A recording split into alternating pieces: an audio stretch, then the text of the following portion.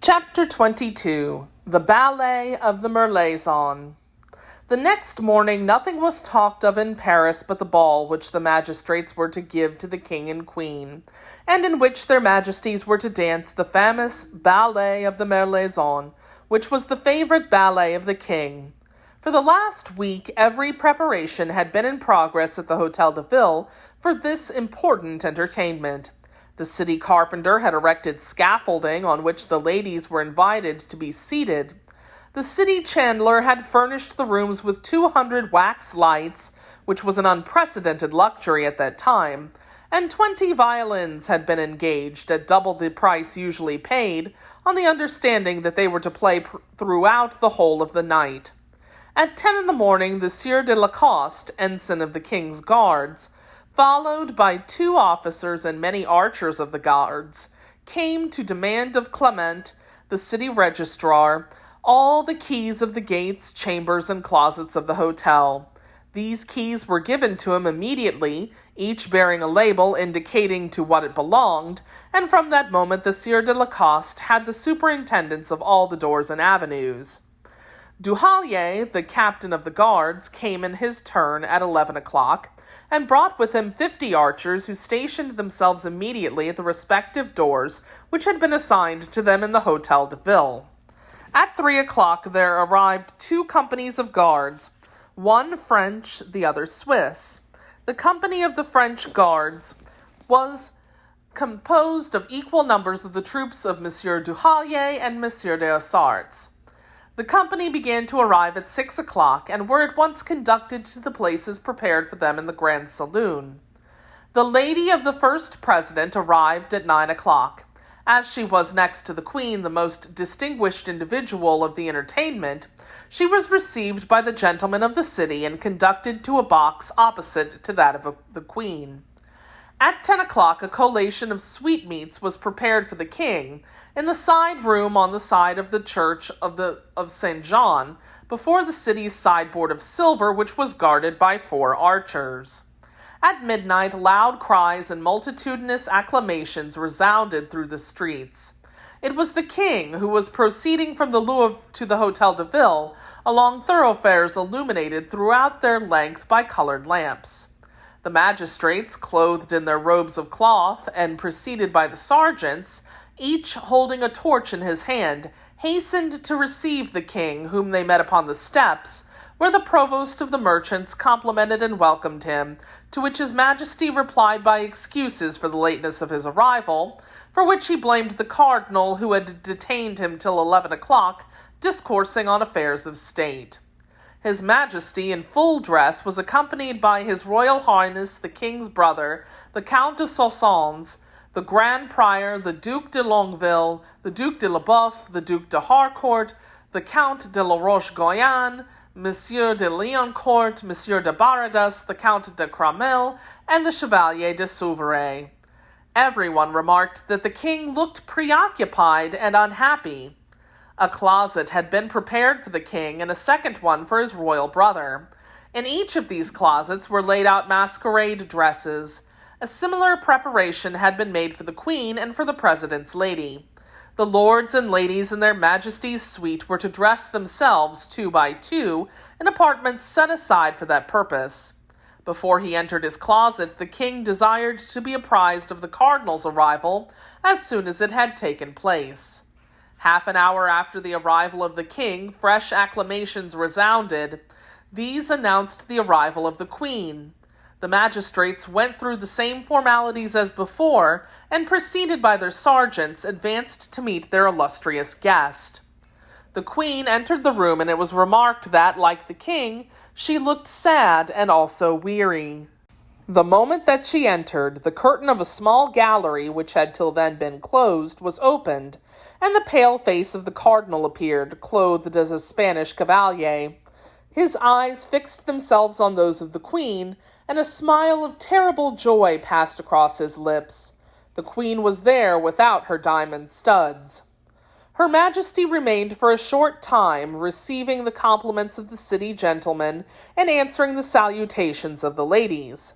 Suddenly the king appeared with the cardinal at one of the doors of the saloon. The cardinal spoke to him in a low voice, and the king was very pale. The king broke through the crowd, and without a mask, and the ribands of his doublet scarcely tied, approached the queen, and in an agitated voice said, "Madame, wherefore, I pray you, have you not on your diamond studs when you knew that I wished to see them?" The queen looked around her and saw, behind the king, the cardinal, smiling with a satanic smile. "Sire," replied the queen in an agitated voice, "because amidst this great crowd I feared some accident might befall them." "There you were wrong, madame. I made you this present in order that you might adorn yourself with it. I tell you that you were wrong." The voice of the king trembled with anger. Everyone looked and listened with astonishment, not at all understanding this extraordinary scene. "Sire," said the queen, "I can send for them from the Louvre where they are, and thus the wishes of your majesty will be accomplished." "Do so, madame, and that immediately, for in 1 hour the ballet will begin." The queen bowed submissively and followed the ladies who were to conduct her to her closet. The king also retired to his. There was a momentary excitement and confusion in the saloon. Everyone could perceive that something had occurred between the king and queen, but both of them had spoken so low that, as all had been kept at a respectful distance, no one heard anything. The violins played most strenuously, but no one attended to them. The king left his closet first. He wore a most elegant hunting dress, and his brother and the other nobles were dressed in the same costume. This was the kind of dress most becoming to the king, and thus habited he truly seemed the first gentleman of his realm. The cardinal approached the king and gave him a box in which his majesty found 2 diamond studs. "What does this mean?" demanded the king. "Nothing," answered the cardinal. "Only if the queen has the studs, which I must doubt, count them, sire, and if you only find 10, ask her majesty who could have robbed her of these 2. The king looked at the cardinal as if to ask what this meant, but he had no time to put any further questions. An exclamation of admiration burst from every lip. If the king appeared to be the first gentleman of his realm, the queen was indisputably the most beautiful woman in France. It must be allowed, of course, that her costume of a huntress fitted her most charmingly. She wore a beaver hat with blue feathers, a robe of pearl-gray velvet, fastened with diamond clasps, and a skirt of blue satin embroidered with silver. Over her left shoulder glittered the studs, suspended by a bow of the same color as the feathers in the skirt. The king trembled with joy and the cardinal with anger. Yet, distant as they were from the queen, they could not count the studs, and although the queen had them, the question was, were there 10 or 12? At this moment, the violins sounded the announcement of the ballet. The king advanced with the president's lady with whom he was to dance, and the royal highness with the queen. They took their places, and the ballet began. The king figured opposite the queen, and as often as he passed her, he looked devouringly at the studs, which he could not manage to count. A cold moisture hung upon the cardinal's brow. The ballet lasted an hour. There were 16 figures. At its conclusion, amidst the applause of the whole assemblage, everyone conducted his partner to her place, but the king profited by his privilege to leave his partner where she was, and advanced quickly toward the queen. "I thank you, madame," said he, "for the deference you have paid to my wishes, but I believe you have lost 2 studs, and I bring them to you." At these words, he offered her the 2 studs which he had received from the cardinal. "What, sire?" cried the queen, affecting surprise. "Do you give me 2 more? Why, that will make me have 14. In fact, the king counted them, and found the 12 studs upon her majesty's shoulder. The king summoned the cardinal. "Well, what does all this mean, cardinal?" demanded the king in a severe tone. "It means, sire," answered the cardinal, "that I wished her majesty to accept these 2 studs, but not daring myself to make her the offer, I have adopted this method." "And I am the more grateful to your eminence," replied the queen, with a smile that proved that she was not the dupe of this ingenious gallantry. as I am certain that these 2 studs have cost you more than the other 12 cost his majesty." Then, having curtsied to the king and the cardinal, the queen took her way to the chamber where she had dressed, and where she was now to remove her ball costume.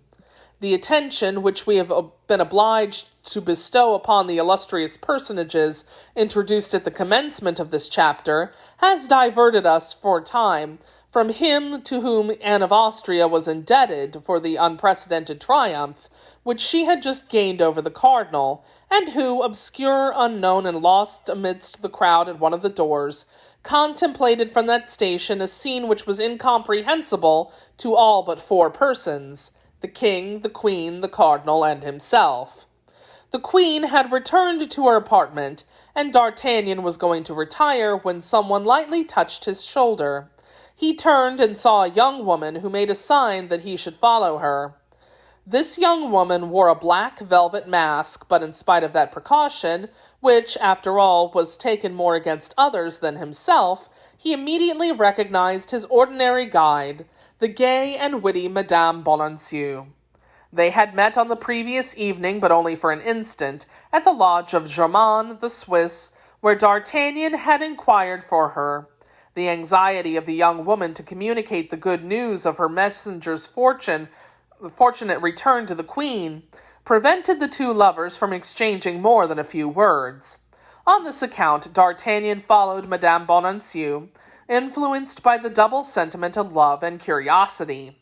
During their progress, and as the corridors became more deserted, he endeavored to stop the young woman, to touch her, and to gaze upon her, were it but for a moment, but, quick as a bird, she glided between his hands, and when he wished to speak, she placed her finger upon his lip, and with a slight gesture of command which was full of grace, reminded him that he was under the dominion of a power which he must blindly obey, and which interdicted even the least compliment. After a few turns, Madame Bonancieux opened a door, and pushed the young man into a closet which was quite dark. There she again enjoyed silence, and opening a second door concealed in the tapestry, through which a brilliant light emanated, she disappeared. D'Artagnan remained an instant motionless, and wondering where he was, but shortly a ray of light which penetrated into this chamber, a warm and perfumed air which reached him, and the conversation of 2 or 3 women in language at once respectful and elegant, in which the word majesty was frequently repeated, clearly indicated to him that he was in a closet adjacent to the queen's apartment. The young man kept himself in the shade and listened. The queen appeared gay and happy, which seemed greatly to astonish the ladies who surrounded her, who were accustomed to see her almost always full of care. The queen attributed this joyous feeling to the beauty of the fete, and to the pleasure which she had experienced in the ballet, and as it was not allowable to contradict a queen, whether she smiles or weeps, everyone expatiated on the gallantry of these aldermen of the good city of Paris. Although D'Artagnan did not know the queen, he soon distinguished her voice from those of the others, first by a slight foreign accent, and then by that tone of command usually characteristic of the speech of sovereigns. He heard her approach and retire from that open door, and once or twice saw the shadow of her person intercept the light. Suddenly, however, a hand and arm of an adorable form and color were passed through the tapestry. D'Artagnan comprehended that this was his reward. He threw himself upon his knees, seized this hand, respectfully pressed his lips upon it, and then it was withdrawn, leaving in his what he soon recognized to be a ring.